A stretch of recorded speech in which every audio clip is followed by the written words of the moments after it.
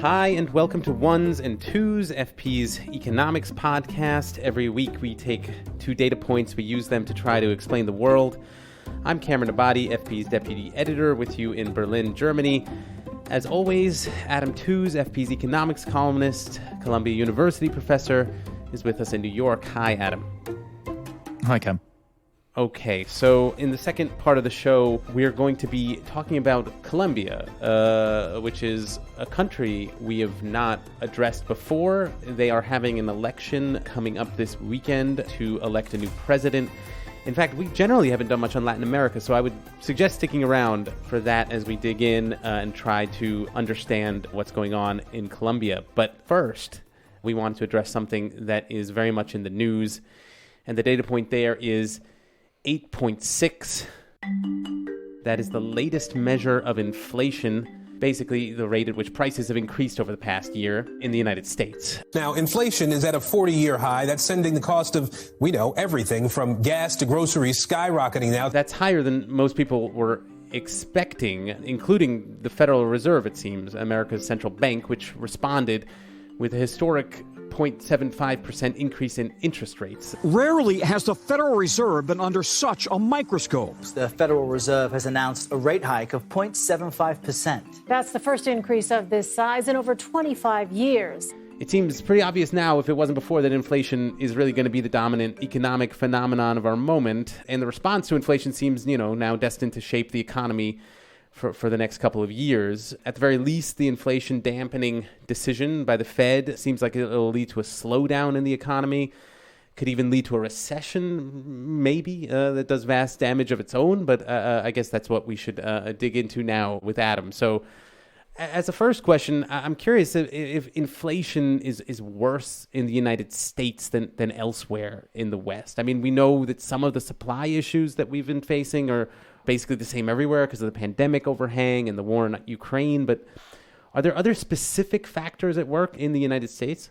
Just in purely numerical terms, US inflation is a little bit higher, marginally higher than in the euro area. So at the latest print, it was 8.6% in the US and 8.1% in the Eurozone.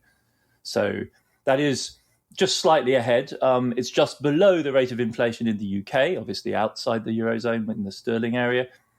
In the West, in the extended sense, the only real outlier of low inflation at this point is Japan, which has moved from outright deflation to an inflation rate of 2%. And France is interesting because it only has 5% inflation right now. And that's revealing because it tells us something about what's driving inflation, because across much of the world, as you said, Cam, it's broadly similar drivers. There's three of them, I think, according to most analysis, the World Bank report recently on those, and they are in roughly similar degrees: the energy price shock, supply chain issues, and, as it were, the demand shock of the recovery from COVID. Why is France different? Because it doesn't rely on imported energy to the same extent, because it has this giant nuclear sector. So it's insulated a little bit. And that difference between 5% in France and 8% plus in Germany tells you how much difference it makes. I mean, so aside from the small statistical lead that the United States has over Europe, why else do people worry about inflation in America more? Because it's more entrenched, by which economists mean that it appears to have been built into more decision-making in the US. So wages in the United States are lagging inflation, but they're lagging inflation less than they are in Europe. So it looks as though the American labor market is bouncing back more actively. Inflation is more broadly spread in the US across a wider variety of commodities. So in Europe, it really is energy that's doing most of the damage. In the US right now, we see inflation across a broad band of goods. Just to quickly follow up, when you say wages are rising relatively higher in the United States than in Europe, I mean, that would surprise me to hear, because, one would think that labor is stronger, labor unions are stronger in Europe. So, what accounts for sort of U.S. wages rising higher? Is it just lower unemployment? Is that sort of achieves the same work as stronger labor unions?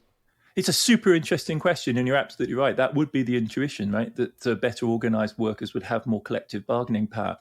And I think and in America, of course, recently there's been a lot of excitement about the success of a new wave of labor union organizers getting into places like Starbucks and Amazon and so on.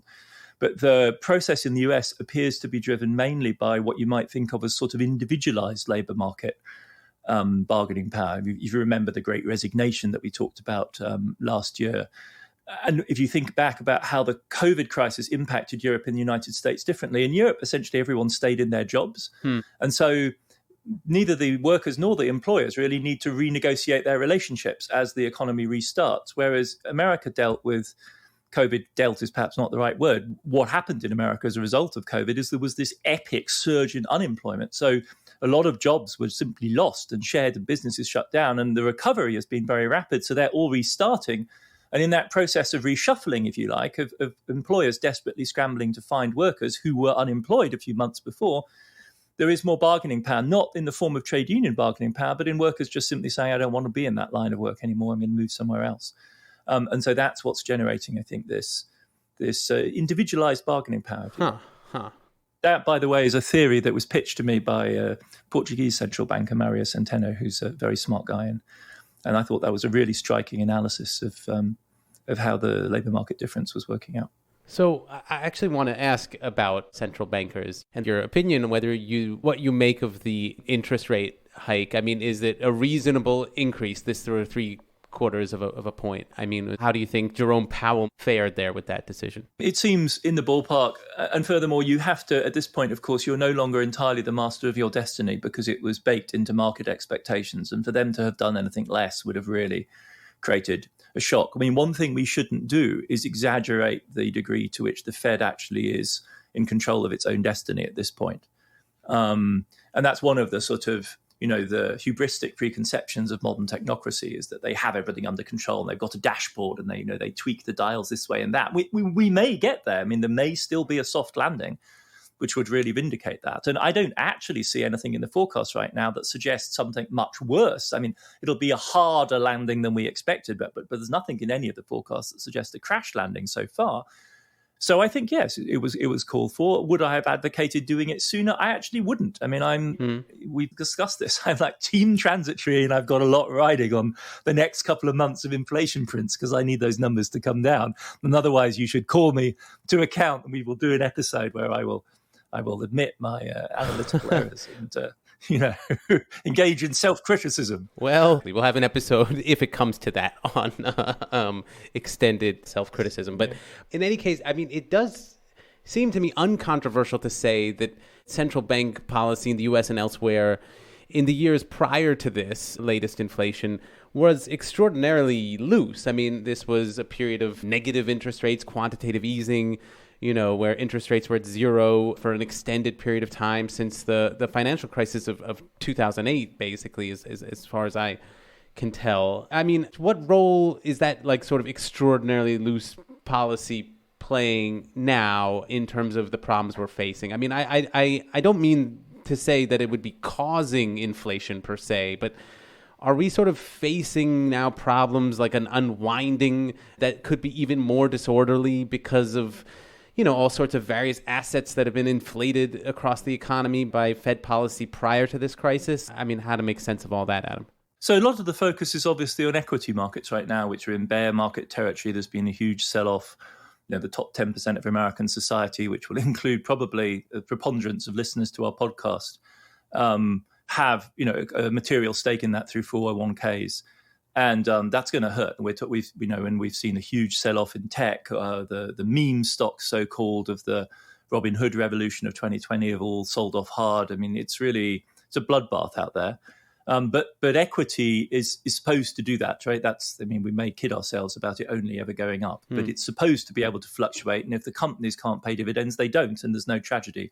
So the place to focus is where there's been leverage, where there's been borrowing. So anyone who's bought those stock with borrowed money is in trouble. And businesses which have borrowed very extensively in a period of low interest rates, if they were not smart enough to really bake that in and hold those interest rates over a long period of time, if they're facing a refinancing wall, then with interest rates rising quite rapidly, there's real risk there. And that's the worry, because in the period of low interest rates, it became very attractive for businesses to not issue new stocks, new equities, because those were going up in price all the time. That was actually quite expensive to issue, but on the contrary, to issue bonds, to issue debt at low interest rates. And some of those are very solid and a good investment, but many of them aren't. The so-called junk bond sector, the high risk, poorly collateralized debt. And that, I think, is where a lot of people's anxiety is concentrated. Now, it should be said that that is a bomb which people have been saying will go off for about a decade now, and it hasn't so far. But I think that is the sector to focus on. But more broadly, your point's extremely well taken, and I think is actually at the center of the discussion right now. And it's quite shocking, because if the aim of policy in the period since 2008 with QE was indeed to, in part, stimulate the economy by way of inflating asset markets, and if you were straightforward and honest about the asset purchase programs of central banks, QE, you had to recognize that this was part of the logic of the policy, then an anti-inflation policy in the current era can't just be about letting the steam out of the labor market. And on the Fed's projections, it's not going to do that very much. Their worst case scenario is for an unemployment increase of 1 or 2%. I mean, that would be a very bad case. And that's tragic, of course, for the people involved, but it doesn't involve the same scale of assets that have been hit now by the devaluation of the S&P 500 and NASDAQ and all the other indices. And so there's a sense that, in fact, this may be the secret ingredient in the Fed's policy, is to inflict, believe it or not, enough damage on the balance sheets of the top 10% of American households, who are, after all, also the main drivers of consumption, for them to curb their consumption, reduce aggregate demand, and thereby reduce the excess demand pressure in the economy. Now, that's I'm sure there's no one in the Fed who's literally doing that, because it would be shocking if they were. But de facto, I think that's part of the story here. At the very least, what's disappeared is what was called the Greenspan put, the promise by the legendary central bank boss of the 80s and 90s and into the early 2000s, Alan Greenspan, which was essentially a kind of tacit guarantee from the Fed that if bad things happened in stock markets, the Fed would ultimately step in. And that seems to have gone. How long they can really continue that remains to be seen. If things get very bad over the summer, you might see a reversal of it. But right now, it's really a much more open-ended play than anyone anticipated. So what the Fed giveth, the Fed can taketh away, I guess. Can take away. And I guess people should have known that. I mean, like, people were not as wealthy as maybe they felt or thought, but they should have known that some of these assets were not as valuable maybe as they appeared during this prior period, it sounds like. But the one name that has not come up so far is Joe Biden. And I guess I wonder, is there anything that the president of the United States should be doing about inflation that he isn't already? I mean, I guess he could say there's nothing I can do about this. It's up to the Fed. But I would guess that's not a very politically savvy message, right? Well, you could say it isn't savvy because the president should be the man who has all the answers. On the other hand, if you've got a problem like the current inflation, you might not want to be in harm's way. And that was really the lesson of, half a century ago of the 1970s. The last time that presidents got very deeply involved in inflation control was the period, of Nixon through Carter. And it was a mess because it's a very difficult problem to control. To be absolutely honest, there is a real issue as to whether or not it actually is a clever thing for an administration to take control of this issue. Unfortunately, I think the Biden administration is stuck with it, whether it likes it or not. And so there are going to be two numbers that really do matter as we go deeper into this election year. And one is the inflation number itself. They are desperately going to want that to go below 8% over the next coming months. And the other one is, of course, the approval ratings. And on the economy, Biden is in such a deep hole. I mean, it depends on which poll you look at, but it's about 2-1 against on his handling of the economy, which is staggering given the fact that America has one of the tightest labor markets on record. But it's nevertheless the case that if you poll people, especially, of course, Republican-aligned people, they're actually convinced America is in a recession, which just goes to show how, shall we say, loose the relationship is between people's perception of the economy and what economists think is going on. Yeah. Finally, I guess maybe just to clarify the end game of inflation here. I mean, whenever this period of high inflation comes to an end, I mean, when the supply issues of oil and other commodities are less of an issue, I mean, just to clarify, we should not expect prices to then reset downwards, right? I mean, this is now the new baseline for prices going forward, right? So we won't generally feel as well off until wages eventually catch up, right? And close this gap produced by inflation, however long that takes, right? This is a really great question because it gets to the difference between the price level and the rate of change in prices, which shifts the level, right? So the difference between where the prices are at and how they get to wherever they're at. And inflation is a measure of the movement, not the level. So to get back to the original price level, you would need prices to fall, which sounds good until you think about it a little bit in economic terms, right? Some prices are likely to adjust downwards. So energy prices might very well adjust down. I mean, we could see oil peaking out at $140 a barrel, and it wouldn't be surprising if it went down to 100. So that would be a very substantial fall. In Europe, gas prices have been bouncing around truly insane levels, admittedly, but they're going up and down by very considerable percentage points. So there is movement in both directions. Food prices, likewise, pork prices, grain prices, milk prices, all of these go up and down quite considerably. And when you get into the more sort of unusual dimensions of the recent inflation, like the huge surge in the price of used cars, I mean, that clearly is not going to last. And there will then be a negative price shock from that, which will take prices down again. But then push this one step further and you begin to see what I mean about it being a quite double-edged sword, because in distressed housing markets, rents are going to fall. And given the huge surge in mortgage costs in the US from around 3% on a 30-year fixed mortgage to about 6% in the space of 6 months, many analysts think we're going to see falling house prices in 2023. And falling house prices should set an alarm bell off everywhere. I mean, that is a recipe for a hard landing, because as the prices fall, the mortgage, of course, doesn't adjust down in value. And then you get people going, in the American, it's called being underwater, and the British call it negative equity. But what that basically means is your house is worth less than your mortgage. And then you're in real trouble. If you can't make the payments and you sell, you're bankrupt. And that then spirals financial stability risks through the system. So though from a cost of living point of view, it would be attractive to imagine a world in which prices went down as well as they went up. From a global economic stability, from a financial stability point of view, we really want them not to fall, because falling prices unleash the demon of deflation, because it's a self-sustaining, self-fueling cycle. And in the meantime, so therefore, it's much better for us to sit tight and, as you say, to allow wages to adjust gradually over time, which they will tend to do, I think, because the surge in inflation has been so shocking that no one's wage setting was adjusted to an 8% adjustment. And in the meantime, there were winners, right, from inflation, in the sense that especially government debt goes down in value, and everyone who's a taxpayer is therefore considerably benefiting from this. That again is skewed. It's higher income people who tend to pay most of the tax.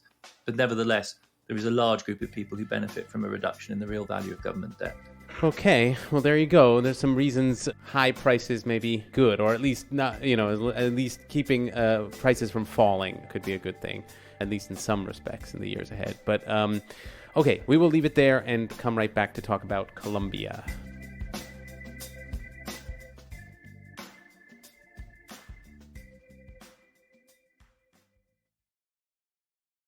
Hi, and welcome back.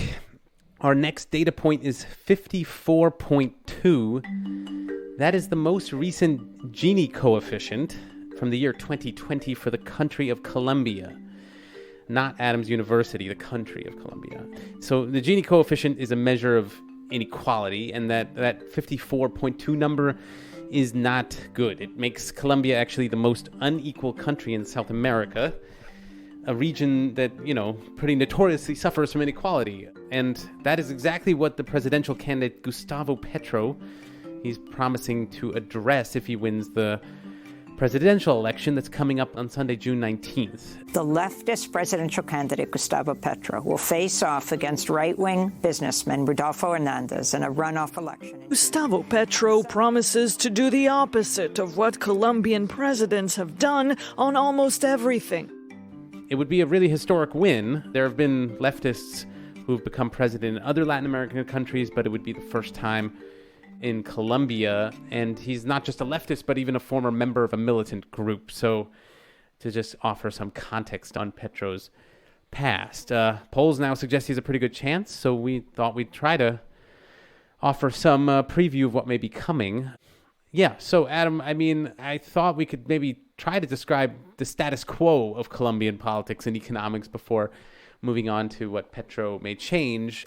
From what I could tell, the dominant ideology of the past couple decades seems to have been something they refer to as Uribismo. It's named after former President Álvaro Uribe Vélez. Apologies if I don't pronounce some of the names correctly. But Adam, could you take a stab at defining Uribismo at all? Well, stab is maybe the best description of this. Yeah, so, I mean, Colombia, 50 million people on the hinge between Latin America and Central America, a really pivotal player in the Latin American scene, key neighbor, obviously, of Venezuela, Brazil, Ecuador. Known for much of its recent history as a kind of an outlier in the Latin American political scene, right? Because its politics is dominated on the one hand by the long-running struggle with the FARC guerrilla movement and then other movements, one of which Petro was associated with. And then on the other hand, in the mainstream of Colombian politics, incredible stability really between the blocs through the early 2000s. And then Uribe was elected essentially on a mandate to suppress and put an end to the FARC uprising. So to break the status quo in that sense by establishing the full authority of the Colombian state and the law and order regime. And that's really, I think, what the core of his movement is about, is this explicit commitment to ending the tolerance for and the acceptance of armed resistance across this huge country. And Colombia is, and the material substance behind Uribismo is growth, not Asian-style spectacular growth, but Colombia is one of the most successful economies of Latin America, and of course stands in very dramatic contrast to its neighbor Venezuela. Millions of Venezuelans are not for nothing refugees in Colombia. And so Uribismo is that, really. It's this promise of a sort of a growth strategy backed by a strong state. De facto, it also means the underwriting of this extraordinary system of inequality in Colombia, which goes all the way back to the original Spanish colonization. Essentially, it's an unmodified neo-feudal landowning structure. It has a hugely unequal distribution of land, which became more unequal in recent years, despite the fact that the peace process with FARC was supposed to deliver incremental land reform. So Uribismo, I think, stands for all of that, a kind of authoritarian consolidation that will enable growth and a modicum of prosperity. Okay, so Petro, he's promising to reduce that inequality problem I mentioned in Colombia. Do you have a sense of what sort of policies he has in mind for doing that and whether those ideas are promising? Yeah, he's a fascinating figure. And I think it's worth doing justice to this, right? These are people involved in politics in a way that folks in the West, generally speaking, or in the global North, or however we position ourselves in relation to Colombia, are not familiar with. So this is a man who was part of the M19 patriotic democratic guerrilla movement. That meant that he was part of a clandestine urban guerrilla. That meant that he was imprisoned and tortured for his political activism. And out of that emerges a front runner in a presidential election. So this is pretty hardcore stuff. These are people who, when they say that they are struggling for reductions in inequality, mean it in a way which I think we need to take more seriously than perhaps we might from conventional politicians. But he's given a series of really rather impressive interviews to very mainstream outlets. And it's a very articulate defense of what is essentially a social democratic platform. I mean, he says outright, don't misunderstand me. I'm not a Soviet-style Marxist. He doesn't want to introduce a Chavez-style regime in Colombia. That isn't the agenda. It is a inequality-centered program, essentially to focus on providing basic essentials to the vast majority of the population, and to do so by addressing this extreme inequality by taxing the top 4,000 or so families in Colombia who have a vastly disproportionate share of national wealth. Those are the landholding elite of Colombia and the business elite which descend from them. And on the back of that, what they want to do instead is to create something like an employment guarantee. They want to ensure that access to college education is more widely available. Colombia, like more successful emerging market economies, is a society with a very rapidly increasing share of folks who are going to college. 55 to 60% of any cohort attempts to go into tertiary education. So funding of that is a major issue. And that, I think, is the hardcore of his agenda, is to introduce a social democratic politics. He talks about democratizing the central bank, and people immediately jump on this and say, well, the central bank must be independent, to which his answer, quite reasonably, is independent of what and by whom? And who do you think is in the Colombia Central Bank at this point? It is overwhelmingly business-connected elite representatives. And so what he wants to do is to have a central bank which represents society more fairly and more reasonably. And that frankly, would be a radical program in Europe or the United States, and there's no reason why it shouldn't be a more serious agenda item. I mean, one of the things I notice is that he says he would, increase spending in the various ways that you mentioned, while also reducing Colombia's output of oil to counter climate change. Oil, it turns out, is one of Colombia's major exports right now. So is that reduction of oil production even realistic economically for Colombia? Well, there are two components of the fossil fuel economy in Colombia, one of which is oil, the other which is coal. So oil accounts for about 42% of Colombia's exports and coal for 14%. So this is a high-stakes gamble. But I mean, being a fossil fuel exporter is a very ambiguous economic and social and political proposition. And it's troublesome from Colombia's point of view at three levels. I mean, first of all, the coal industries exist through subsidy.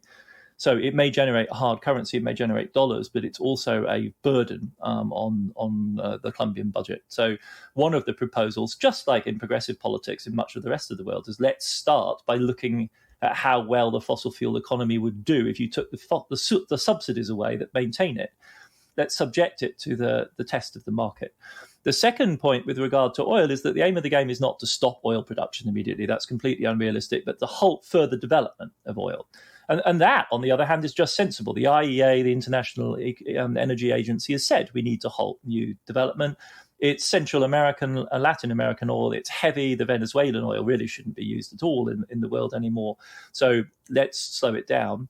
And behind this is a rather important economic analysis, which is that when you look at a country's trade balance and say, oh, well, oil is very important, we can't touch oil, you have, of course, always to ask yourself is why is oil as dominant as it is? And there's very good reason to think that Colombia suffers from so-called Dutch disease. In other words, because oil is so competitive, it drives the currency up because it creates demand for the Colombian currency to buy the oil and makes other branches of the Colombian economy less competitive, which might otherwise do better if there was less oil, right? So you need to think in terms of the alternatives that will be unleashed. So the idea is to induce a progressive reduction in the significance of oil. Why would you want to do that? Because oil is highly concentrated production in a number of very large companies, heavily dependent on the rest of the world, and they aren't major providers of employment, whereas more labor-intensive, export-orientated sectors would offer Colombia's working class a better bet. And the third dimension of this is the deepest, in a sense, which is also what separates this generation of Latin American leftists like Petro from their predecessors, which is that they're very explicitly engaged in a critique of what they called extractivismo. So extractivism was the idea that you could launch a national program of growth and independence on the back of fossil fuels. So AMLO in Mexico is like the dinosaur of extractivismo, essentially. And he's curbed the renewable sector in Mexico and favoring state national industry oil to Pemex to drive Mexico's development. You could say the same for many of the other leftists of the early 2000s. Lula, to an extent, even in Brazil, was still the commodity-based extractivist model of development. And the challenge for the new generation of Latin American leftists is to find a form of development which precisely doesn't depend on this. Is that a gamble? Yes. Is it an experiment? Yes. But they understand themselves as being at the cutting edge of a global development. I mean, we're all going to have to leave fossil fuels behind. And Latin America, as on the one hand, the source of fossil fuels and other resources, and on the other hand, of course, home to the Amazon, is pivotal to this entire trade-off. So it may be a risky experiment, but it's one in which really the entire world, insofar as it's interested in progressive solutions to the energy transition, should have a very serious stake. We need this to succeed. Yeah, wow. A lot at stake there. A couple of other policies that jumped out at me that Petro is advocating for. He says he wants to end Colombia's war on drugs. That is a long-running campaign that has been backed by the United States. He also says he wants to renegotiate what he calls an unfair free trade agreement with the United States. I mean, I guess on those policies, is he right on the merits? And should we expect him to have a rocky relationship with Washington as a result of that? I mean, I think these are other examples of where I think the left would at least claim that they're radical because they're realistic. I mean, if you take a look at what the free trade agreements in places like Colombia have done for their economies, it's easy to see why people want change, right? Because what they've tended to do is to open Latin American markets for agribusiness from the United States, which is very bad for peasant economies. Now, is there an alternative model that will promise much better? That, I think, is a matter that requires, much further development and experimentation. But under the existing regime, it's very hard to see how campesino, small-scale peasant farming can really compete with the force of American the agro-industrial complex. The other thing that's very much on the mind of the Colombian left is that in the name of free trade, you essentially license and open the door to the repression of local efforts at labor organization. And in a country like Colombia, with this history of extraordinarily intense political violence, you can see why they would be worried. And I think a progressive, or at least an American administration that thinks of itself as progressive, should be open to discussions on both flanks. The war on drugs is, what is one supposed to say? It is such a catastrophe. It's a historic catastrophe. It has claimed the lives, the violence in Central America and Latin America has probably claimed the lives of about 1 million people. It has in no way stopped the use of those drugs in the United States. And the drugs which are killing people in the United States right now are not marijuana and they're not cocaine, right? It's quite difficult to kill yourself with cocaine. It's not difficult to get killed in the business of illegally running cocaine. So you can see why both candidates, in fact, in the current election are demanding an end to the war on drugs. I guess finally, we are already seeing investors threaten to pull out of the country or reduce their investments in the event that Petro wins. From what you can tell, is that just an empty threat? I mentioned that other Latin American countries have had leftists who've won elections. Is there anything about their experience that can sort of give us insight about what's likely to happen in international financial markets in the aftermath of Petro winning? Yeah, apparently the Miami Association of Realtors notes that since March, the largest number of Latin American customers that they've had looking for property is from Colombia, to which one Colombian pointed out that if they actually paid tax in Miami, they'd pay far more than they would ever pay under Petro in Colombia. So they'd be better off staying at home if they weren't just simply panicking. The idea that Miami is a tax haven compared to what they would end up paying under this putatively radical government is absurd. The thing that would be most subversive, and we really don't see much sign of this so far, I think, is, a wholesale capital flight, like in Argentina, where the entire upper middle class transfers its savings and bank accounts into dollars. That's not yet a threat.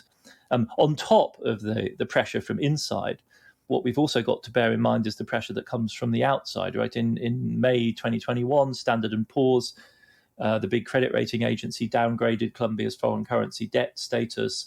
So there are going to be pressures from the outside as well as the inside, which is why the Petro's movement is making such a deliberate effort to reach out to outlets like the FT and The Economist, because they want to, as it were, establish a profile for themselves, which is not that of harebrained radicals, but as practical people aiming at solving what are, by any account, radically serious social problems in this society, which is so promising in so many respects and has, since the peace with FARC, achieved so much progress, that this is really the moment now to address these basic issues, and that they should be seen as in no way discouraging, really, to investors if you're serious about making, developing a long-run business and seeing economic growth. And this inequality issue ought to be at the heart of what you want to do, and likewise the sustainable issue. I think that's the pitch that they're trying to make to the world, not confrontation, but intelligent cooperation on reasonable terms. Yeah, we will definitely keep an eye on this, and I imagine, although it's the first time we're talking about Latin America, it probably won't be the last. So,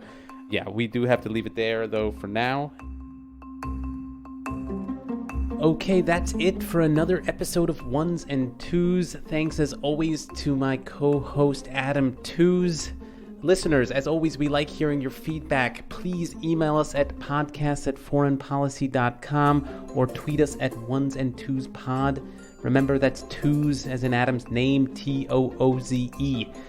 Ones and Twos is written and edited by me, Cameron Abadi, along with Adam Tooze. It's produced by Laura Rosbrow-Tellem and Rob Sachs.